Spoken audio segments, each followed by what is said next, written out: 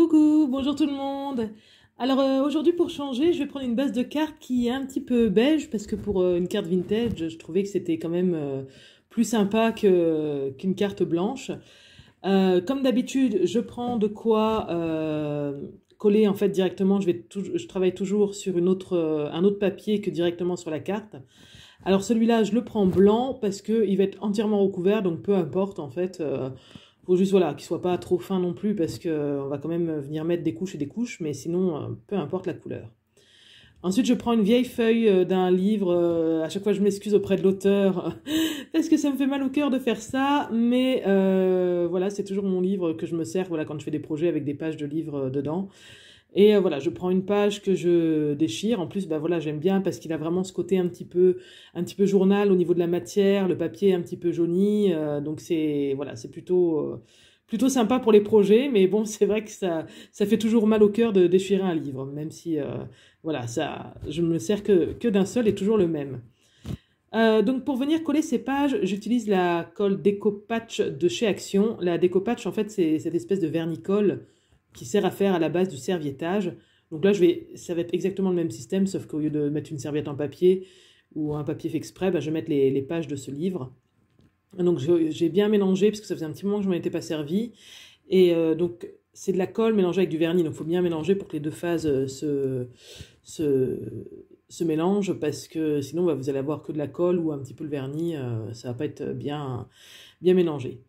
C'est important quand on se sert de ce produit-là d'en mettre à chaque fois dessous et au-dessus de son papier, de sa feuille, sa serviette en papier, peu importe. Hein.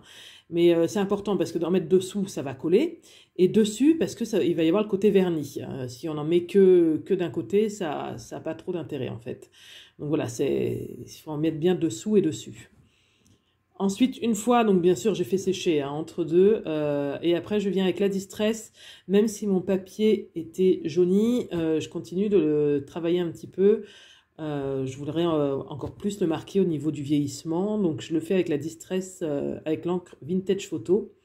Donc comme d'habitude, on démarre en faisant des petits ronds de l'extérieur de son papier, et en faisant des petits ronds, on étire en fait pour aller à l'intérieur de son papier. Alors la plaque en verre pour ça c'est top parce que ça permet de ramasser l'encre en fait qu'on a déposée sur son support et comme ça il n'y a pas de perte.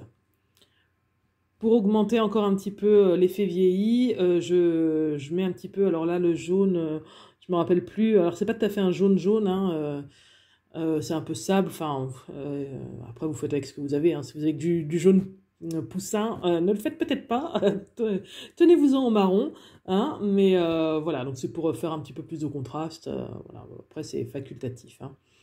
Enfin comme tout hein, d'ailleurs, après voilà, faut s'adapter avec son matériel, et voilà, faut pas forcément acheter à chaque fois exactement la même chose.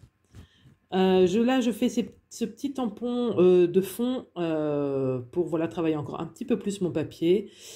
Alors celles qui vont vouloir des résultats plus épurés, ne le faites pas bien sûr, parce que c'est vrai que je reconnais que la carte elle est assez chargée à la fin. C'est pas trop dans mon style habituel, c'est un style que j'aime bien, mais j'aime bien de temps en temps. Voilà, je pourrais pas scraper que ça. Même, enfin voilà, j'aime quand même d'autres choses. Je pourrais pas voilà scraper que ce style-là. Parce que ça reste assez monochrome, je dirais, au niveau des teintes. Hein. On va de la gamme du beige en passant par le marron, éventuellement le rouge, bordeaux, lit de vin, là. Mais peut-être un peu de rose pâle des fois, mais bon. J'aime beaucoup, mais voilà, pas tout le temps. Enfin, je ne sais plus du tout ce que je disais, du coup, comme d'habitude, je me suis perdue en route. Bah, je sais pas, enfin voilà, je fais un petit peu de tampon, j'ai mis des petites gouttelettes. Voilà, le but c'est de travailler, d'user son papier, un peu comme une page qui serait restée comme ça sur un bureau au travers du temps, où tout aurait été renversé dessus, enfin voilà. Et donc je mets quelques gouttes de gesso aussi blanc, voilà, comme si voilà, il y avait un peintre qui était passé et qui avait laissé éclabousser sa peinture. Voilà, oui, j'ai beaucoup d'imagination, je sais. Ensuite, donc je prends dans cette petite boîte, alors en général tout le matériel dont je me sers, enfin beaucoup, sinon je vous précise, ça vient de Wish ou AliExpress, hein. Alors je sais c'est pas top, mais faut quand même admettre que quand on commence, ça permet quand même de s'équiper, d'avoir tout un panel à petit prix. C'est vrai que maintenant que j'ai pas mal de matériel, où je vois j'achète quand même beaucoup moins que ce que j'achetais avant. Maintenant, c'est vrai que je vais plus aller dans des boutiques de scrap où c'est un petit peu plus cher, mais parce que j'achète beaucoup moins. Et je sais ce que je veux, et ce que j'achète, je sais que je vais m'en servir. Mais voilà, enfin n'empêche que voilà, il y a beaucoup de choses qui viennent de chez AliExpress. Ça permet de s'équiper à moindre coût. Donc voilà, donc tout ça pour dire que voilà, ces petits autocollants viennent de là-bas. Ils en font énormément, hein, avec des animaux, des feuilles, des fleurs. Et moi, j'avais pris ces motifs un peu chinois, japonais, dorés, que j'avais beaucoup aimé. Et ce que j'aime bien, en fait, alors ils sont tous autocollants. Alors bon courage pour décoller le papier, hein. Faut avoir des ongles, hein. Mais ils sont autocollants et légèrement transparents, en fait, dessous, comme si c'était très fin, une feuille de journal très fin. C'est pas transparent, mais c'est pas opaque non plus. Et c'est très clair, hein. Un peu comme le vélum, si vous voulez. Voilà, voilà, oui, c'est ça. Ça fait un peu comme le vélum, comme un papier calque, en fait. Donc voilà, j'en mets un petit peu partout. C'est toujours pour créer un fond, un ensemble, en fait, hein. C'est pas pour que chaque élément ressorte individuellement, hein. C'est vraiment pour faire un fond.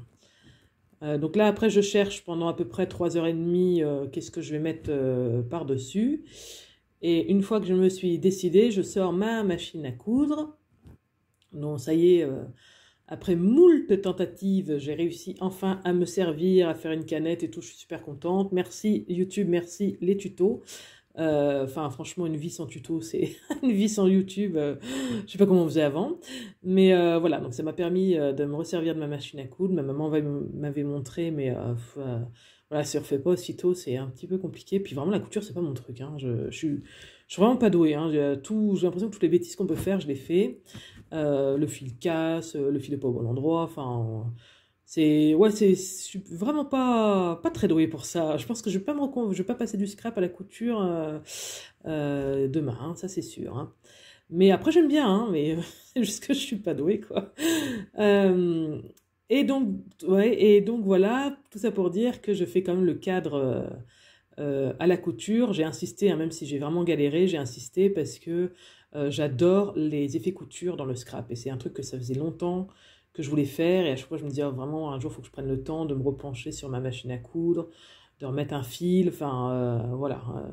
Et donc, bah, ça y est, je l'ai fait. Donc là, c'est déjà le deuxième projet que je fais comme ça. Et c'est cool, je suis contente. Voilà, donc comme je trouvais que ça manquait quand même un peu de couleur, surtout en mettant ce papillon beige, j'ai rajouté les petits autocollants. Alors c'était d'une autre boîte, mais avec un petit peu de rouge. Donc là, les motifs sont encore plus japonisants, mais bon, voilà, ils sont mis dans la masse. Je trouve que ça va, ça, on voit pas trop. Mais voilà, c'était pour mettre quand même une petite pointe de couleur pour ressortir un petit peu, parce que sinon, ça aurait vraiment fait trop ton sur ton. J'ajoute ce petit embellissement, comme ça donne un petit côté un peu vieille carte postale. Et après, il est temps de tamponner mes sentiments avec cette planche de tampon que j'aime beaucoup. Beaucoup, mais pas évidente à s'en servir. Alors après, vous allez me dire, voilà, c'est la qualité AliExpress, et vous avez tout à fait raison, je suis entièrement d'accord avec vous. Mais même avec la planche de tampon, en fait, bah, il faut automatiquement tamponner plusieurs fois. Et comme le texte est très très fin au milieu de l'encre, bah, c'est pas clair en fait en général. Donc c'est un peu la galère à chaque fois. Mais par contre, je l'aime beaucoup. Donc voilà. Donc je mets le temps que le tampon Joyeux anniversaire sèche. J'ai besoin que ce soit sec, vous allez vite comprendre pourquoi. Je mets un petit peu ma carte en 3D avec du scotch 1 mm de chez Action. Et je la mets sur mon support de carte. Ça y est, je ne vais plus revenir dessus.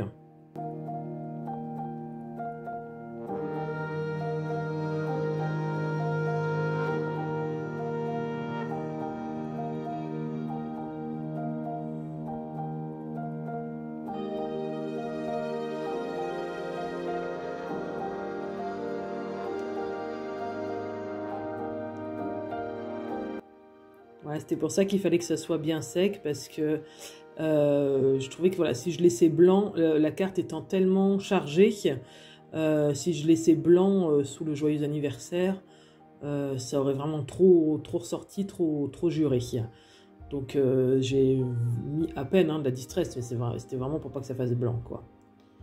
Il me restait un petit peu de fil que j'ai coupé là, les chutes de fil après ma couture. Bah, du coup, j'en profite, je le mets sous le sentiment. Puis ça fait un petit rappel. Et ensuite, bah, pour donner un petit peu de brillance à cette carte et ajouter un petit peu encore de matière, je colle les petits sequins qui sont dans les coloris aussi.